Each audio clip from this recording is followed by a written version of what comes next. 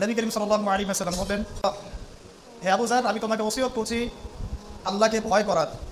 কারণ আল্লাহকে ভয় করাই হচ্ছে এমন বিষয় যা তোমার প্রত্যেকটা কাজকে সুন্দর করে দেবে। সব তোমার উপরে কোরআন তেলাওয়াতকে অবধারিত করে নাও এবং আল্লাহ রাব্বুল আলামিনের জিকির বা স্মরণ করার বিষয়টাকে অবধারিত করে নাও। এ দুটো কাজের মধ্য দিয়ে আসমানে তোমাকে স্মরণ করা হবে, পৃথিবীতে তোমাকে নূর দেয়া হবে, আল্লাহর পক্ষ থেকে নূর বা আলো দেয়া হবে। তোমার উপর অবধারিত করে নাও দীর্ঘ নীরবতা, দীর্ঘ সময় চুপ করে থাকার বিষয়টা তোমার উপর অবধারিত করে নাও। কারণ এই কাজের মধ্য দিয়ে শয়তান বিতাড়িত হয়ে যায়।